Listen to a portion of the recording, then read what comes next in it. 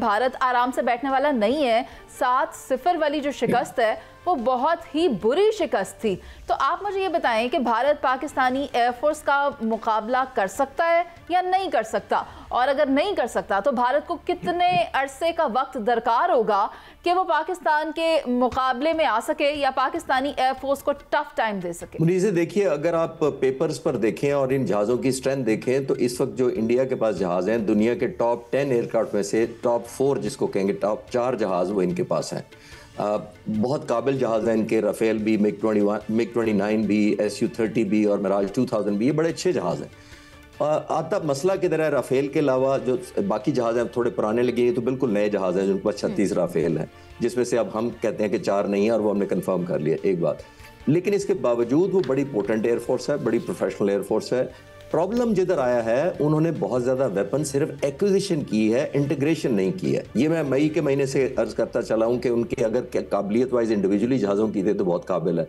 हमने एक्चुअली देखना होता है कि जब ये जहाज़ इंटीग्रेट होते हैं, जॉइंटली इकट्ठा लड़ते हैं, तो इफेक्ट क्या क्रिएट करते हैं। देखिए, एयरफोर्स इफेक्ट क्रिएट करती है और वो जॉइंटनेस के बगैर नहीं हो सकता। राफेल फ्रांस के जहाज़ हैं, मिराज 2000 फ्रांस के हैं, मिग-29 जो हैं और SU-30 जो हैं वो रशिया के हैं, उनके पास ड्रोन, उनके पास इसराइल के हैं, उनके पास जो इलेक्ट्रॉनिक के जहाज़ हैं वो जहाज़ रशिया का है, उसके ऊपर रडार जो है इसराइल का लगा हुआ है। तो सिर्फ चीज़ें ले लेने से चीज़ें नहीं होती, आपने उनको इंटीग्रेट करना होता है। हमने भी अपने जहाज़ अमेरिकन F-16 भी यूज़ किए हैं, J-10C भी यूज़ किए हैं, हमारे स्वीडन के EW इलेक्ट्रॉनिक वॉरफेयर जहाज़ भी यूज़ किए हैं। लेकिन जो हमारा कमाल है और प्रेजेंट लीडरशिप का Pak Fizaiya air chief marshal Zaheer Ahmed Babar Sidhu का जो कमाल है वो ये है कि इन्होंने इंटीग्रेट किया हर ऑपरेटर को, चाहे वो ज़मीन पर बैठा था, हवा में था, रेडार्स पर था, सैटेलाइट से इनपुट ले रहा था, वेपन्स कंट्रोल पे बैठा था, उसको ये पता था कि हमने दुश्मन को किस एंगल से किसने मारना है, किसने दाव देना है, किसने डिसीव करना है, किसने जैम करना है और किसने असल वार आखिरी करना है। जब तक आप इस तरह नहीं करते, आप इफेक्ट क्रिएट नहीं कर पाते। तो जैसे मैं कंक्लूजन में ये कहूँगा कि बहुत अच्छी एयरफोर्स है और थी भी, लेकिन अभी उनको बहुत साल चाहिए। जो पाक फ़िज़ाइया ने उनको सरप्राइज़ दिया है, ख़ास तौर पर जैसे मैंने कहा कि इंटीग्रेशन का किया है, इलेक्ट्रॉनिक वॉरफेयर और जैमिंग का किया है, साइबर कमांड ने जो रोल प्ले किया है, इसकी इंटीग्रेशन 1-2 सालों में नहीं आती, इसके 5-10 साल चाहिए उनको। और जाहिर है, जैसे मैंने कहा कि उनके वेपन सिस्टम डिफरेंट बैकग्राउंड से हैं, उनको इंटीग्रेट करना और ज़्यादा मुश्किल है। और जो पाक फ़िज़ाइया का कमाल है, आखिरी सेंटेंस ये है कि जो पाक फ़िज़ाइया का कमाल है, सब कुछ होम ग्रोन, होम डेवलप्ड है हमारा। हम किसी पर डिपेंडेंट नहीं रहे, इसीलिए हमारी सीक्रेसी मेंटेन रही, इसीलिए इंडिया एयरफोर्स को खासतौर पर बहुत बड़ा सरप्राइज हम दे सके। काबिल एहतराम एयर कमोडोर साहब, लोग आपको बहुत पसंद कर रहे हैं क्योंकि आपने ये पिछले दिनों जो भी चीज़ें बताई वो बाद अज़ां सच साबित हुई। पाकिस्तान एयरफोर्स की बात कर लें, नेवी की बात कर लें, किसी भी टॉपिक पर भारत से रिलेटेड या अफगानिस्तान से रिलेटेड, वो बातें आपकी ठीक थी। मेरी ये ख्वाहिश है कि आज के प्रोग्राम में आप हमें पाकिस्तान पानी, मैदान और हवा तीनों जगह पर जो वर्किंग कर रहा है, इसमें भी कोई ऐसी खुशखबरी है जो आने वाले दिनों में हमें और बूस्ट करेगी? ये सरप्राइज आज हमें दे के जाए। शहजाद साहब, बहुत शुक्रिया, आपने अच्छे अल्फाज कहे मेरे बारे में। और ये सिर्फ अल्लाह की मेहरबानी के बाद एयरफोर्स का मेरे पे एतमाद था। जो मुझे बातें आती थी मैं आपके सामने पेश कर देता था, और बहुत सी ऐसी बातें मैं ये बता सकता हूँ कि मैं नहीं पेश कर सकता बिकॉज ऑफ सिक्योरिटी रीजन या हमारी कॉन्फिडेंशियलिटी की वजह से। और जाहिर है आप एग्री करेंगे कि सारी बातें हम दुश्मन को बता भी नहीं सकते। वो सरप्राइज़, ये जो सरप्राइज़ इस वॉर में हुआ, मई में हुआ, वो अल्हम्दुलिल्लाह मैं मई से चंद महीने पहले रेड क्वार्टर गया था, तो ये सारी चीज़ें मुझे बताई गई थी। लेकिन जाहिर है कोई भी बताने के लायक नहीं थी कि कॉन्फिडेंशियलिटी की वजह से लोगों में शेयर।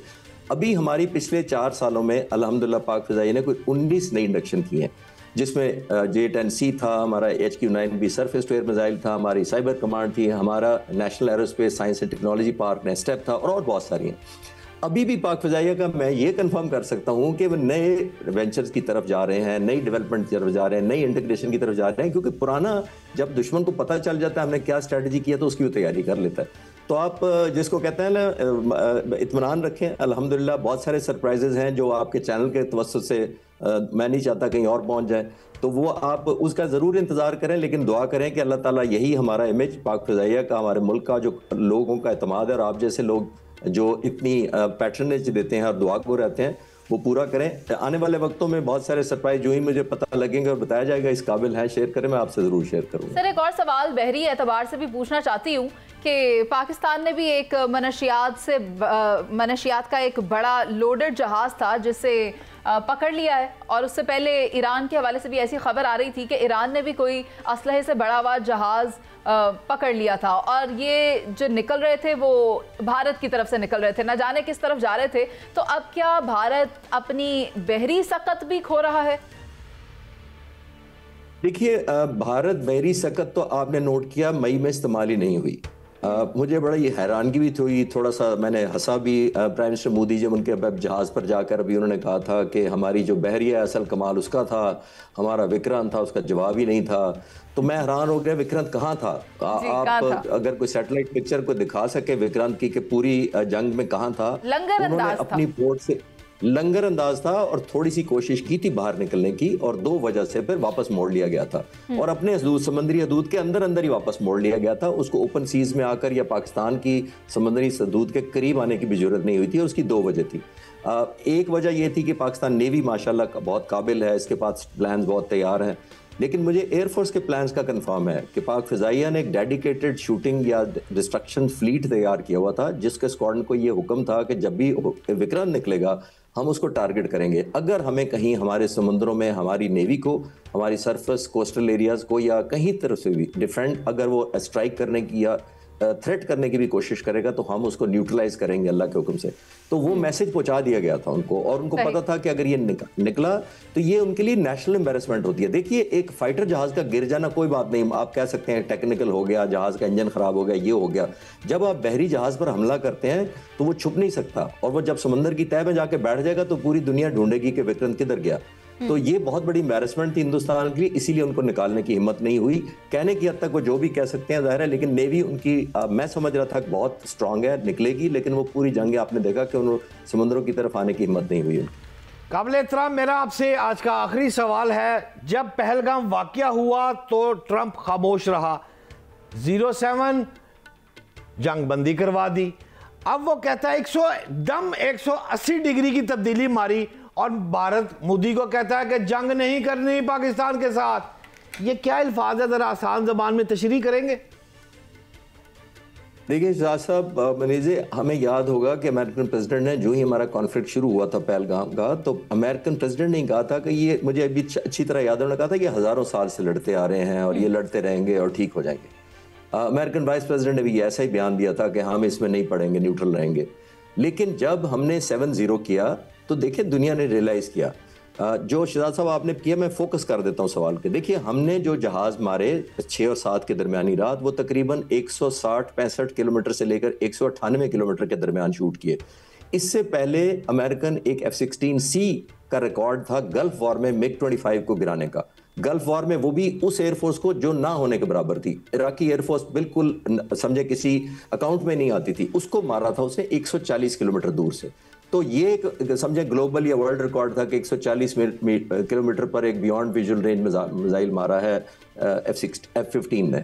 तो अब आप ये देखिए कि अगर पाकिस्तान 200 किलोमीटर पर मारना शुरू कर दिया है तो वो उनके सारे मिसाइल्स, अपने अमेरिका के, यूरोप के सारे मिसाइल, तो वो ऑब्सोलीट हो गए।